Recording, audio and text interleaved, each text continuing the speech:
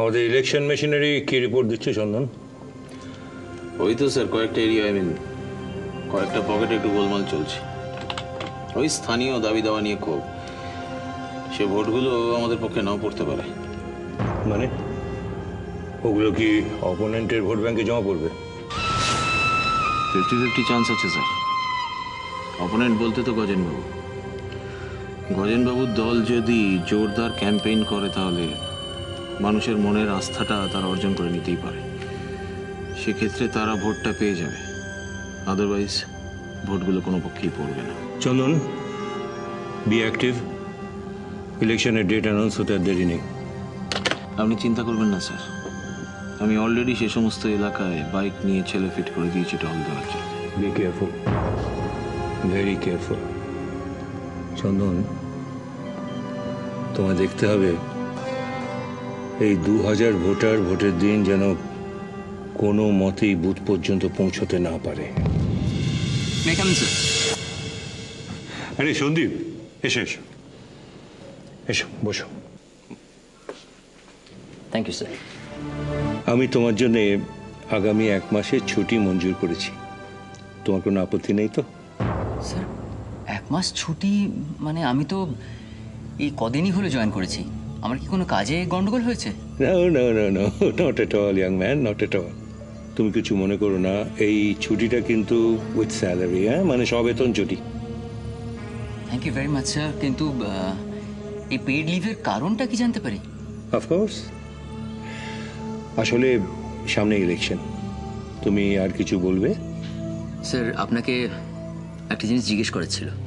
বলো না, হেজিটেট করছো কেন, বলো। স্যার অ্যাকাউন্টসের কাজগুলো আমি সব সামলে নিয়েছি, all the files are in order, কিন্তু অ্যাকাউন্টস ডিপার্টমেন্টে দেখলাম একটা আলমারি আছে যেটা চাবি পেলাম না স্যার। ওটাতে আমার মনে হয় কিছু ফাইলস রয়ে গেছে। অ্যাকচুয়ালি ম্যানেজারবাবু বললেন যে ওটার চাবিটা আপনার কাছে আছে, আপনি যদি চাবিটা আমাকে একটু দেন। না সন্দীপ, তোমার নিশ্চয়ই কিছু ভুল হচ্ছে। ওই আলমারিতে তো কোনো ফাইল নেই, অ্যাকাউন্টসের কোনো ফাইল নেই। তাহলে আপনি বলছেন যে ওই আলমারিটা আমার দেখার দরকার নেই? না, তুমি এখন আসতে পারো, আর তোমার ডিসিশনটা আমাকে জানিয়ে দিও।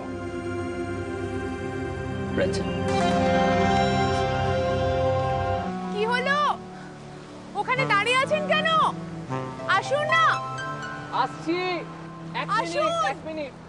আপনি আমায় আগে বলেননি কেন যে আপনি সমুদ্রে নিয়ে আসছেন আমাকে? সারপ্রাইজ দিলাম। আগে বলে দিলে তো আপনার এই খুশিটা দেখতে পেতাম না। আপনি হঠাৎ এত দূরে নিয়ে এলেন কেন আমাকে? একটা কথা আপনাকে বলবো বলে। একটা কথা বলবেন বলে এত দূরে এখানে নিয়ে এলেন? হ্যাঁ অপর্ণা, এই কথাটা কলকাতার ভিড়ে বলা যেত না। কি এমন কথা?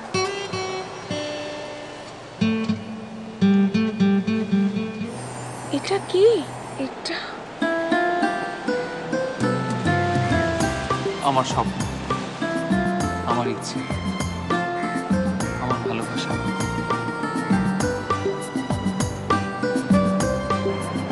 আমাকে বিয়ে করবে অপর্ণা? বাড়ির তৈরি বাড়ি তো খুব ক্ষণস্থায়ী হয়, যে কোনো মুহূর্তে দুম করে ভেঙে যায়।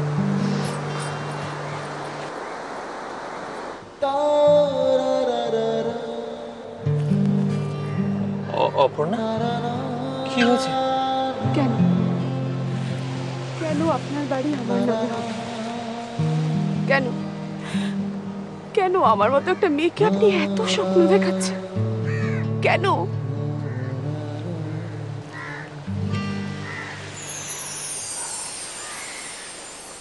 তার কারণ কি আপনি? হ্যাঁ বলুন, আপনি কি? আমি